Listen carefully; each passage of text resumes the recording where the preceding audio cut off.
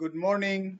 Thanks to Shubhadeep Paul and to all friends at Bankura University for giving me this opportunity to talk to you today on posthumanism and Indian spirituality.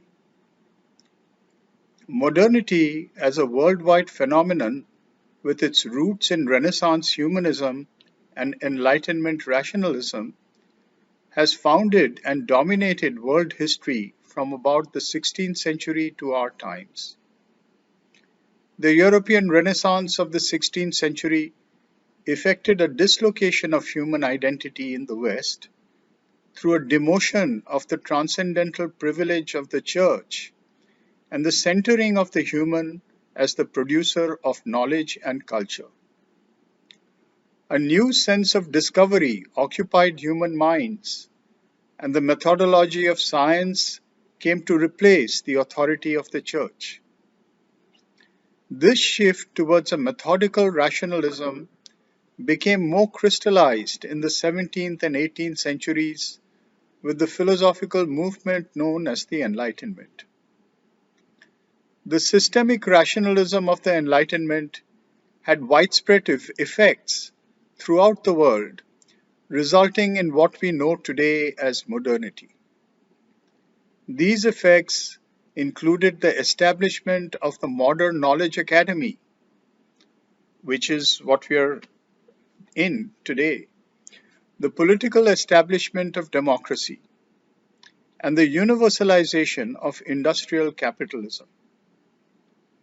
The spirit of discovery of the Renaissance launched new voyages of discovery, which, combined with political and capital interests, led to the European colonization of the world. The Renaissance, the Enlightenment, the modern academy fueled by scientific materialism, industrial capitalism fueled by technology, democracy, nationalism. These are all stages and phenomena of modernity starting from the 16th century and leading to our times.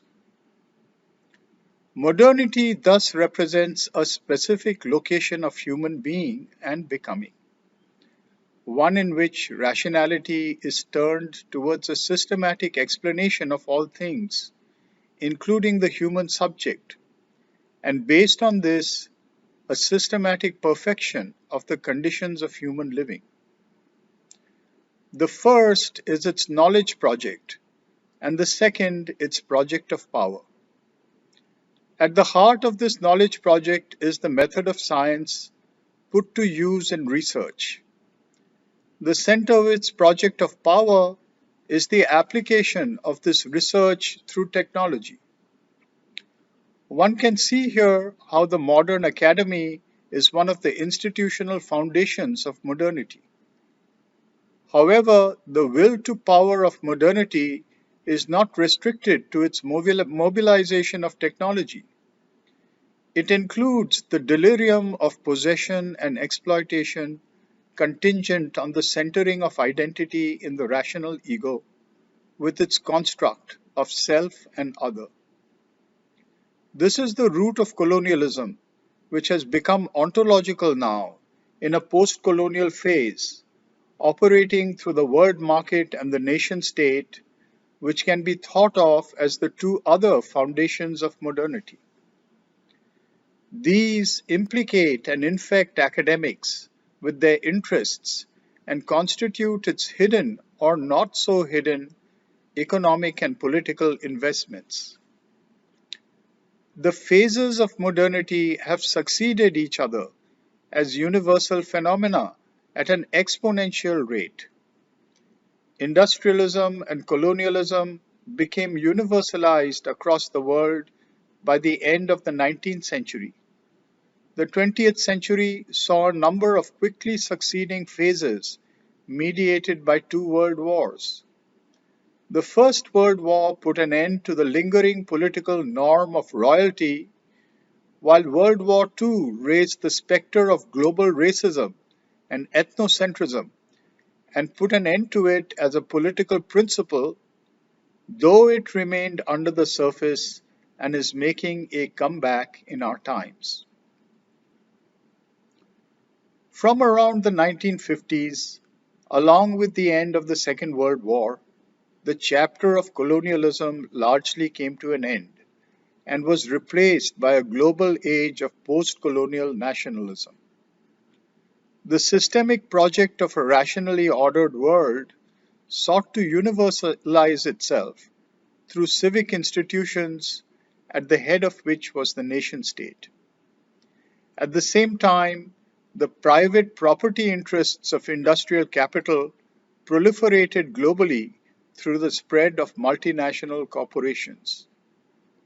Marxism developed as an ideology of political economy aimed at mitigating the inequalities of capital and restoring the fruits of labor to the proletariat, leading to the formation of state dictatorships set up to protect the interests of the people. We find this in Soviet Russia, China, and other communist nations aligned to form a communist bloc. The contention of this bloc against liberal capitalism became the foundation of modern geopolitics. This period, up to the 1960s, may be considered the precursor to modernity as we know it now. From the 1960s, the accelerated spread of corporate capital across the free world, a phrase designating the liberal non-communist territories of the world, relied increasingly on the development and normalization of technology, and its reach became increasingly global. The territorial contingencies of raw materials and markets, mediated by production, distribution, and communication technologies, uprooted, reconstituted, and displaced native populations to form circulating diasporic distributions across the world. This period, spanning 1960 to 1980, could be thought of as providing the foundation of modernity in its present sense. The assumption of this phase, inherited from the Enlightenment, which may be called the project of modernity, was that the spread of global capital, mediated by civic institutions such as the nation state and the modern knowledge academy, would universalize a political economy of rationally ordered subjects serving the interests of the world market. However, in its encounter with post-colonial populations, modernity did not find itself able to transform its territories and universalize modern rational subjects. This lumpy post-colonial modernity is what has been called postmodernity. Postmodernity is a social phenomenon of mixing of cultures, which have retained their markers and ontological assumptions while assimilating into modernity. This mixing of doxa has led to a global state of hybridity and chronic transitoriness which defies rational analysis and opens up three possible futures. Number one, the coexistence of cultural doxa is a temporary coexistence of anachronisms, which will eventually be normalized into a uniform rational, read Western, modernity. Number two, the variety of cultural and ontological doxa will be assimilated as is into the world market, becoming touristic and persistent nostalgic flavors of capitalization. Number three, the ontological and ontogenetic doxa of exclusive world civilizations will assert themselves in a contested space, making for a chronic state of war. Or it will move towards a normalization of relativism or perspectivism. At present, all three scenarios coexist, with the second and third vying for dominance with the first as their background or context. The first is the continuing faith in what one might call white civilization, ruled in mind and body by science and technology. The second is the proliferation of neoliberal globalization, which postmodern critics have identified as a neocolonialism establishing a new geological age, the Anthropocene.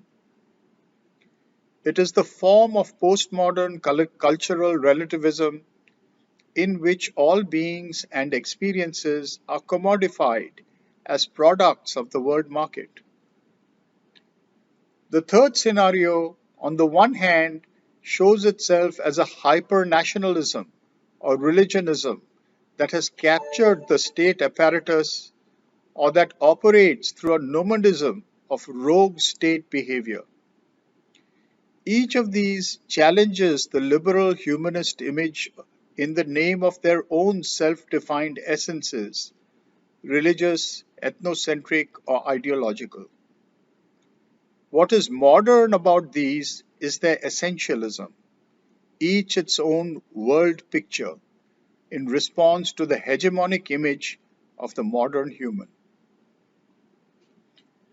On the other hand, the third scenario may portend a civilization where individuals and grassroots collectives exist with self defined goals of becoming in cooperation, exchange, and forms of convergence with one another. The first two of these are trends that are also on the rise in our times, while the last may be an ideal tied to a philosophical posthumanism. Such an idea may arise from scratch or from existing historical traditions. Groups united by cultural histories or intentional goals do not need to exclude each other unless they are ideologically bound, in other words, are subject to mentally defined identities. They may exist as self governing anarchistic communities of open spiritual fraternity, as against top down administered modern governments, whether of dictatorships or representative democracy, developing their own goals in their own ways while sharing and exchanging from each other and being potentially open to fusions of horizon. Modernity has established itself through the supplantation not merely of the pre modern human of Europe, but of all other peoples of the world, which it has deemed to be anachronistic and in need of correction. This it has achieved through colonialism's aspect of civilizational superiority, the white man's burden.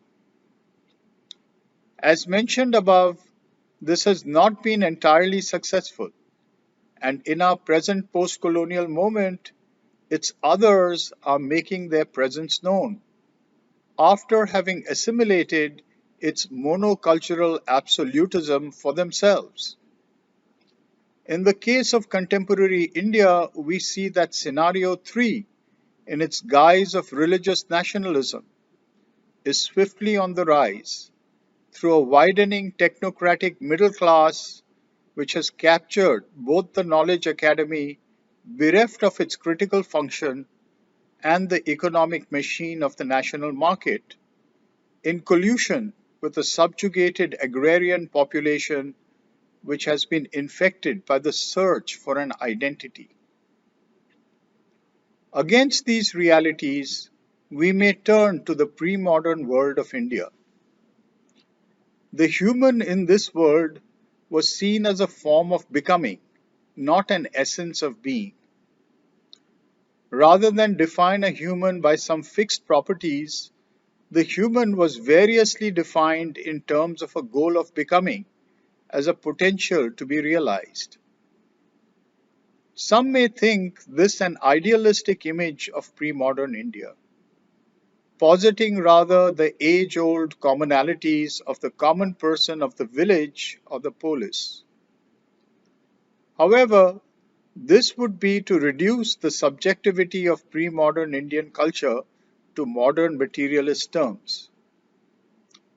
Except for a fringe population of Lokayata followers, pre-modern Indians, whether of Astika or Nastika following, was subjectively concerned with issues of karma and lived their lives under the assumption of an eventual transpersonal goal, a liberation or moksha defined variously according to different soteriologies.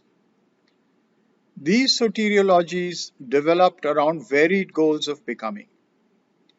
Vedanta itself displays a variety of such goals, to which one may add the goals of different lineages of Shaiva, Shakta, Bauddha, Jaina, and innumerable heterodox sects, several of which refuse to be named.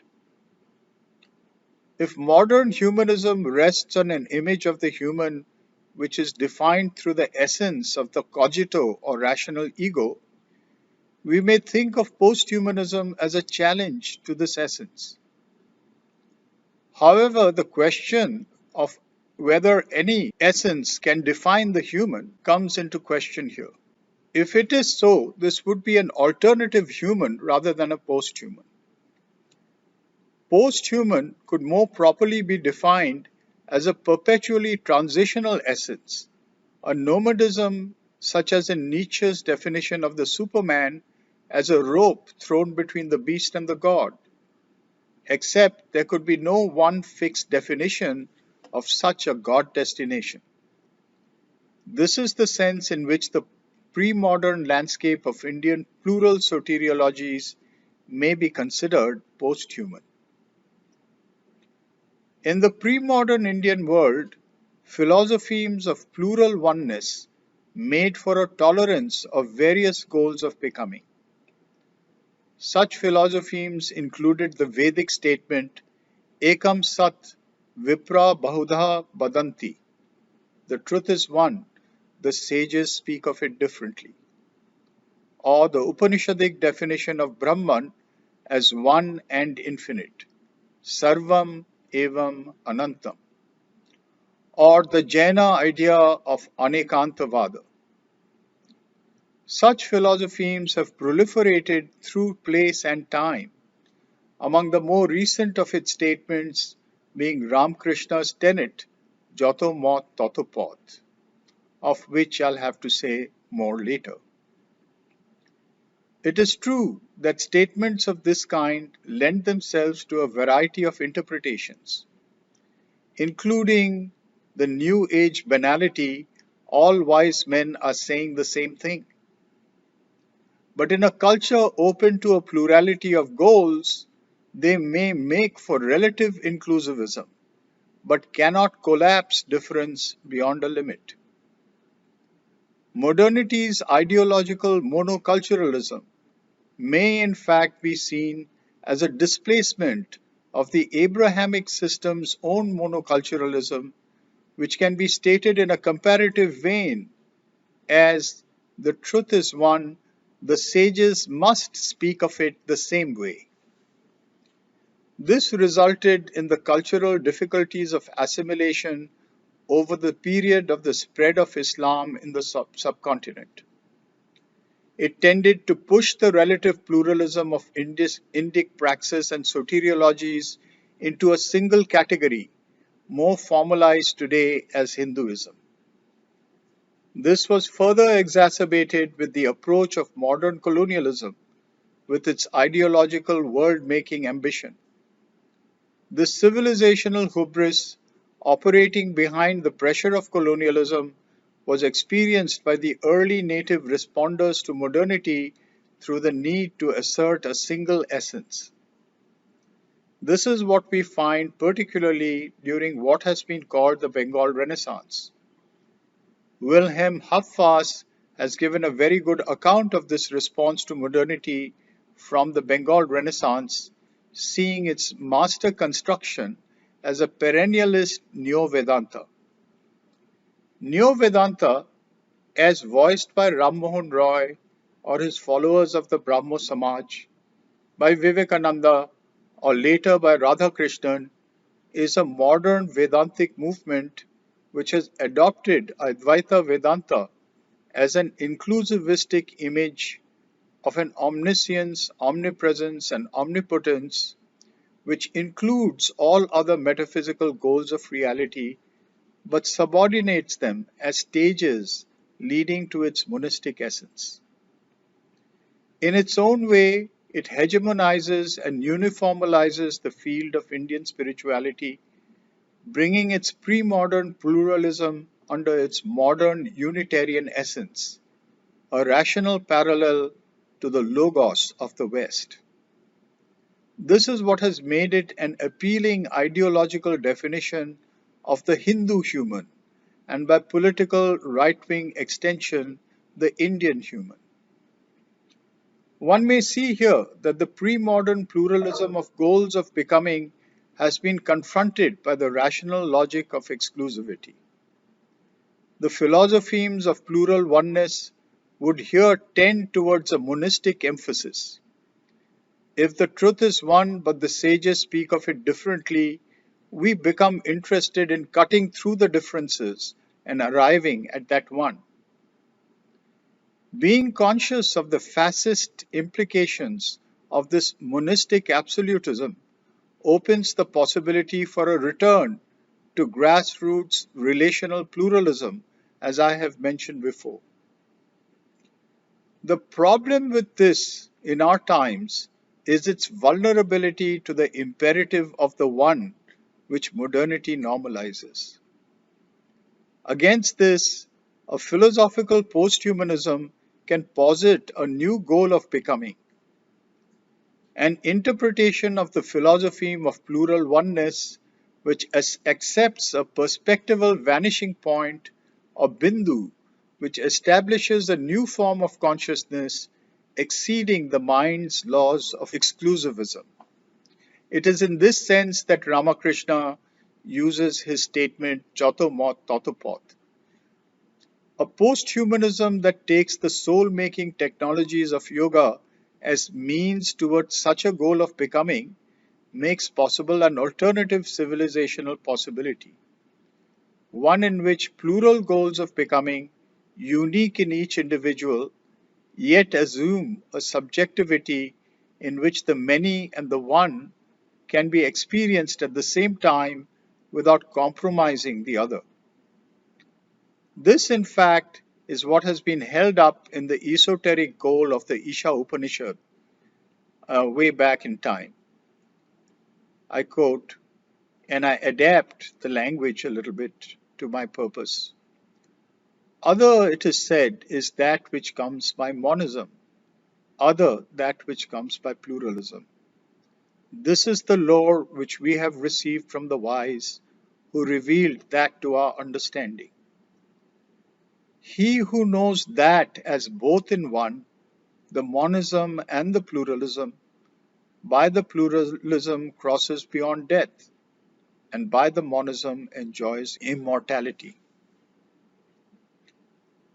The consciousness in which monism and pluralism are known both in one is named Vijnana in the Upanishads.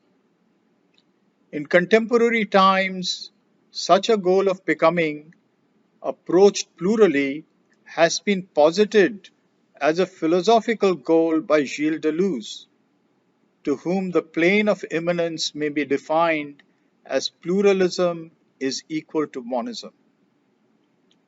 During the Bengal Renaissance, we find this goal of Vijnana being re-invoked by Sri Ramakrishna. He referred to this in many of his explanations and parables. One of these parables may make the goal clear. In this parable, there was a man who saw a chameleon for the first time. He told a friend that he had seen a strange blue lizard on yonder tree. The friend said he had also seen this lizard, but it was green. The two of them began arguing and fighting over the color of the lizard. They then went to the tree, where they saw the lizard, but it was now brown. Finally, a man appeared who said he lived under the tree and knew that the lizard could take many colors. We may see this parable in comparison with the notion of the goal of Vijnana. The human approach to the one which is infinite is through exclusive understanding, the different colors of the lizard. A comparative culture may awaken us to the fact that the same one can have many forms, the man under the tree. This would be the pluralism of a pre-modern condition. But the human understanding is limited to a finite number of forms, at most a bounded infinite. Radical pluralism is understandable only by absolute monism. This is neither the consciousness of the individuals who fought over the color of the chameleon, or the person who sat under the tree accepting its infinite colors by induction. It is the consciousness of the chameleon itself. This is Vijnana. A later figure of the Bengal Renaissance, Sri Aurobindo, also built his path of Yoga Darshan around the plural approaches to this goal of becoming, that of Vijnana. This opens up an alternative trajectory of the post-human, one which accepts multiple goals of becoming towards a vanishing point of perspectival reality. Thank you.